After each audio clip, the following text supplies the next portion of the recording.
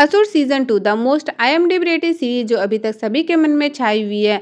अभी तक इसकी IMDb रेटिंग 8.5 को शायद ही कोई तोड़ पाया होगा। इसके बाद अगर आप सोच रहे हैं कि अब क्या देखें, तो मैं आज आपको एक ऐसी वेब सीरीज के बारे में बताने जा रही हूँ जिसे ना देखने की गलती आप कभी नहीं करना चाहेंगे। आपने स्कैम 1992 मूवी तो देखी होगी जो सच्ची घटना पर बेस्ड थी, जिसे हंसल मेहता ने डायरेक्ट किया था। आपने उस मूवी में शेयर मार्केट की सच्चाई के बारे में जाना होगा। हंसल मेहता द्वारा डायरेक्ट ऐसी ही एक और जरा हट के आई है वेब सीरीज जिसका नाम है स्कूप। स्कूप का मतलब होता है सनसनीखेज खबर या फिर ब्रेकिंग न्यूज़। ये वेब सीरीज नेटफ्लिक्स पर स्ट्रीम की गई है। इस सीरीज की कहानी पत्रकार जिग्ना वोरा की किताब behind the bars in Byculla my days in prison पर बेस्ड है। स्कूप की कहानी भले ही जिग्ना वोरा की किताब पर बेस्ड है जो उसने जेल में 9 महीने रहकर लिखी थी, पर कहानी का केंद्र भारतीय मीडिया और उसकी सनसनीखेज रिपोर्टिंग है। इस कहानी का मेन उद्देश्य मीडिया के काम करने के तरीके को दिखाना है। मीडिया का काम सही है या गलत, ये आप इस सीरीज के एक डायलॉग से समझ सकते हैं, जिसमें कहा गया है कि अगर एक आदमी कहे कि बाहर बारिश हो रही है और दूसरा कहे कि बाहर धूप है, ऐसे में मीडिया का काम दोनों का पक्ष बताना नहीं बल्कि खुद खिड़की के बाहर देखकर सच बताना है। इस सीरीज में टोटल 6 एपिसोड है जिसकी लेंथ 1 घंटे की है, पर देखते हुए आप बोर नहीं होंगे, इसकी गारंटी है। सीरीज में मीडिया के काम में एक महिला की सफलता को उसके दिमाग की बजाय उसके शरीर से जोड़कर देखा जाना, मीडिया का कंपटीशन, जेल की दुर्दशा, अंडर ट्रायल कैदियों का शोषण, इन्वेस्टिगेशन का पुलिसिया कुचक्र और हथकंडे, इन सभी मसलों को दिखाया गया है। अब सीरीज की बात करें तो कहानी की शुरुआत 2011 की एक न्यूज़ से होती है जब अमेरिका ने most wanted criminal Osama bin Laden को पाकिस्तान में घुसकर मार दिया था। इंडिया में भी यही न्यूज़ चल रही होती है कि इंडिया वाले क्यों नहीं ऐसे क्रिमिनल को मारते हैं, उन्हें भी उस समय के 2 टॉप टेररिस्ट को मार गिराना चाहिए। ये 2 टेररिस्ट होते हैं दाऊद इब्राहिम और दूसरा छोटा राजन।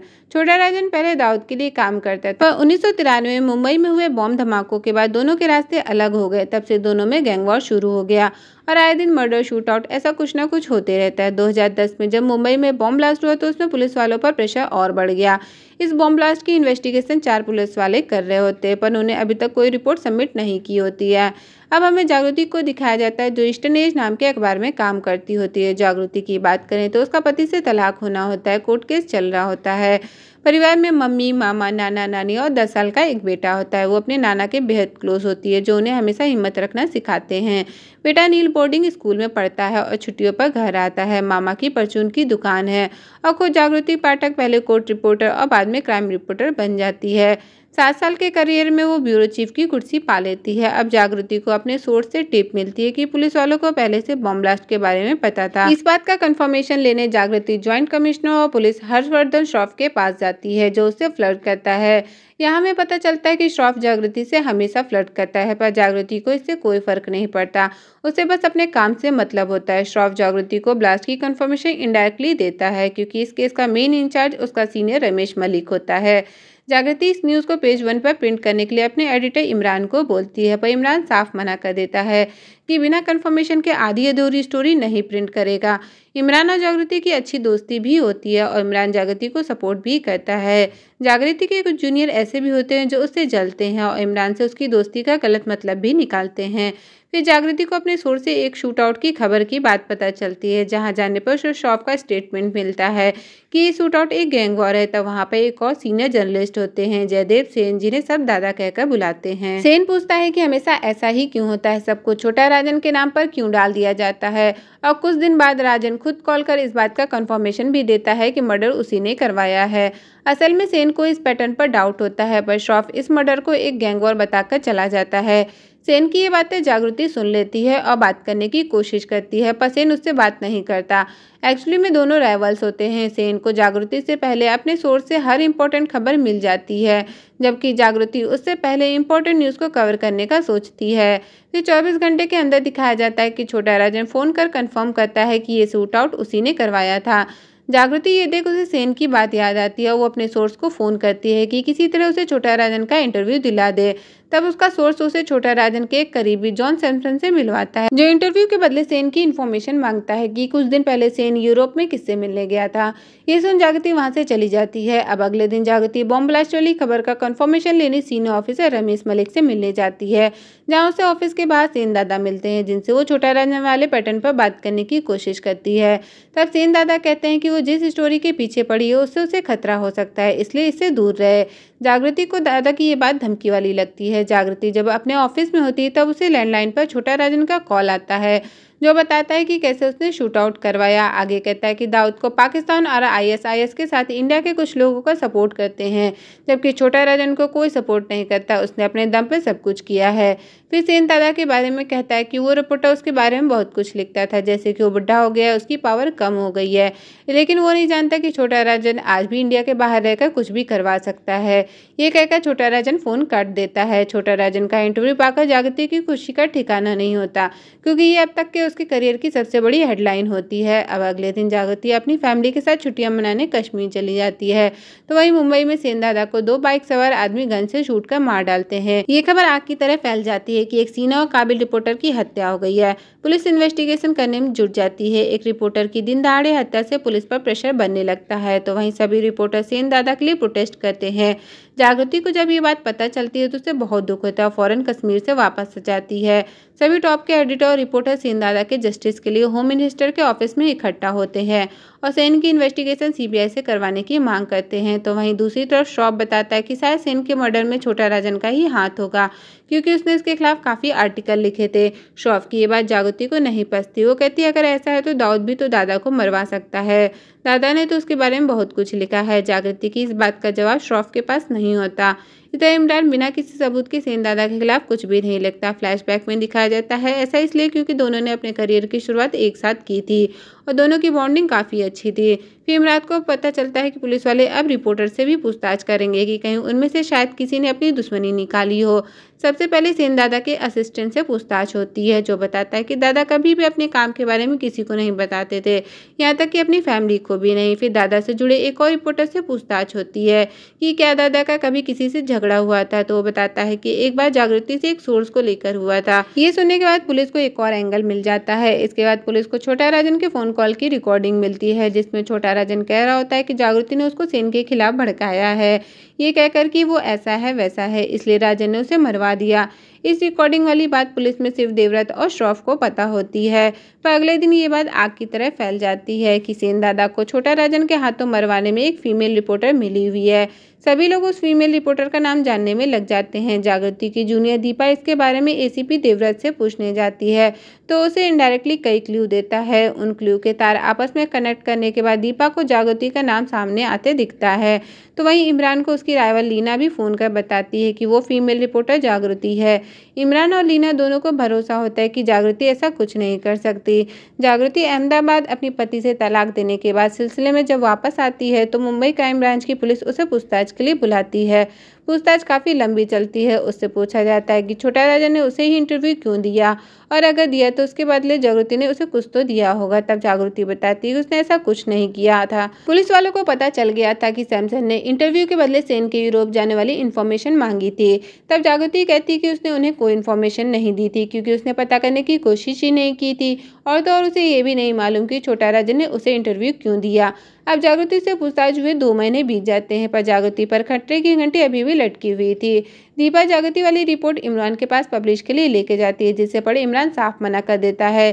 तब दीपा उस रिपोर्ट को लीना को छापने को दे देती है। अगली सुबह सभी को जागृति के बारे में पता चल जाता है और पुलिस आकर उसे अरेस्ट कर लेती है। जागृति का केस एक भावेश नाम का लॉयर लड़ता है। फिर पुलिस प्रेस कॉन्फ्रेंस करती है, जिसमें श्राप बताता है कि जागृति और छोटा राजन के भी 36 कॉल हुए हैं और जागृति ने सेन की डिटेल छोटा राजन को भेजी है। पुलिस जागृति पर मकोका के चार्जेस लगाती है। मकोका के चार्जेस तब लगते हैं जब कोई संगठित अपराध जैसे अंडरवर्ल्ड से जुड़े अपराधी जबरन वसूली, फिरौती के लिए अपहरण, हत्या या हत्या की कोशिश, धमकी सहित ऐसा कोई भी गैर कानूनी काम जिससे बड़े पैमाने पर पैसे बनाए जाते हैं के मामले शामिल हो। इन चार्जेस में इतनी आसानी से बेल नहीं मिलती। अभी तक पुलिस को जागृति के अगेंस्ट कोई भी पुख्ता सबूत नहीं मिला होता है। अब कोर्ट में दलीलों के बाद पुलिस को 7 दिन का रिमांड मिलता है। वे पुलिस जागृति के कलीग से पूछताछ करती है, जिनमें कुछ उसके बारे में अच्छा बोलते हैं तो कुछ बुरा। इमरान श्रॉफ से जाके मिलता है, पर श्रॉफ उसकी कुछ भी मदद नहीं करता। जागृति के घर वाले भी परेशान हो जाते हैं, तो वहीं उसके बेटे नील को भी इस बात की खबर लग जाती है। सभी अखबार वाले जागृति के बारे में गलत सलत आर्टिकल छाप रहे होते हैं। ईस्टर्न एज के चीफ और बाकी लोग भी छापना चाहते होते हैं, लेकिन इमरान ऐसा नहीं होने देता क्योंकि उसके लिए जागृति तब तक इनोसेंट है जब तक कोई कंफर्मेशन नहीं आता। फिर इमरान जागृति के लिए एक आर्टिकल लिखता है कि वो कैसी है, एक सिंगल मदर होते हुए भी उसने अपना नाम बनाया है, वो ऐसा कुछ नहीं कर सकती। अभी तक कोर्ट में भी ये साबित नहीं हुआ है कि जागृति ने क्राइम किया है, लेकिन लोगों ने उसे क्रिमिनल मान लिया है। पर जब तक कोर्ट में साबित नहीं हो जाता तब तक वो इनोसेंट ही है। नेक्स्ट हियरिंग में भावेश कोशिश करता है कि बेल मिल जाए, पर अपोजिट वकील का कहना होता है कि जागृति के बहुत सारे कनेक्शन है, बाहर आकर वो देश छोड़कर भाग सकती है, इसलिए जागृति की बेल रिजेक्ट कर उसे मुंबई के बाइकला जेल भेज दिया जाता है।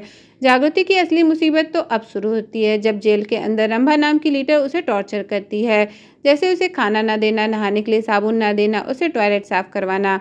रंभा जागृति से इसलिए नफरत करती होती है क्योंकि जागृति ने उसके बारे में बहुत कुछ अखबार में लिखा था।